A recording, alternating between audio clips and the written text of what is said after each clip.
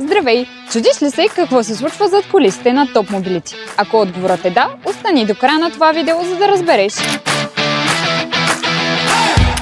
Здрасти, Ванко! Здрасти! Драго ми е да те видя. Може ли да се представиш на зрителите, какво правиш в нашата компания, с какво се занимаваш и по-късно ще им разкажем какво се случва в един твой работен ден.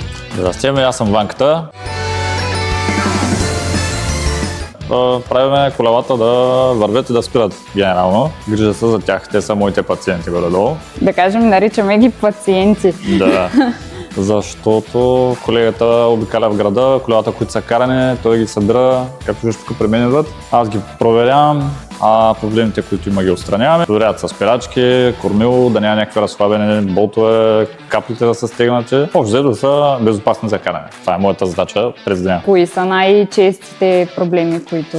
Доста често аз съм виждал дори навън, като обикаляме с града, по някои човека се качват на колело, което не е добре, защото някой сяда на калника, някой сяда на кошницата, които те не са предназначени за сядане. Обикновено калника е щупен, има болтове щупене, кошницата се натиска върху предния калник, там фара се чупе, калника сурка по фара, казват се кабелите. Едно от нещата са тези.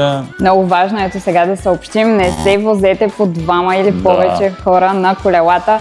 Само по един може да ги кара. И тук е момента да кажем, че през приложението на Top Mobility може да отключите повече от един велосипед, като капацитета е до 5 едновременно през един профил. След като отключите първия велосипед, ви излиза опция да отключите още колела. Може ли да ни разкажеш какво е първото нещо, което правиш, когато влезеш в офиса? Когато дойда, обикновено имам набелязане пациенти, както виждаш с бележки по тях. Обикновено съм си набелязал някакво велосипеда, дори някога вече има готов вътре, който се ме чака да започне и започвам с ремонтите. А може ли да разкажеш какво е интересното за гумите на колелата при тези на Top Mobility? Хубавото е, че караме колело в града и няма шанс да се пукне гумата, защото реално няма вътрешна гума и това не те притеснява. Минаваш от всякъде, докато в града с обикновено колело доста често хората пукат гуми и после търсят сервис. При нас това го няма. Може да сте спокойни, че няма как поне и такава авария да имате по време на вашия райд.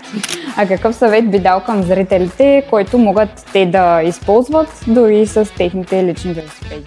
То не всеки разбира от велосипеда си, който кара, но обикновено е хубаво да ги водят за профилактика в някой сервис един или два пъти в годината, преди да почнат да го карат. Просто момчета в магазините, в сервизите могат да проверят спирачките, скоростите, веригата дали има нужда от смазване. Ако имат амортизор, съответно да се види амортизора в какво състояние, общо взето дали цялото колело е стегнато и е готово за каране. И последен въпрос.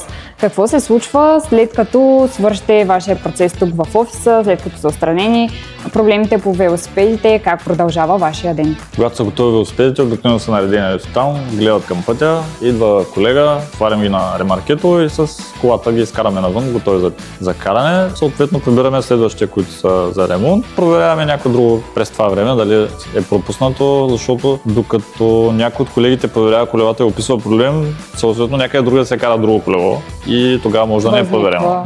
Възниква нов проблем. Някой друг, да има още някой друг проблем и проверяваме съответно някой по-близко колело, ако има пак за подбиране.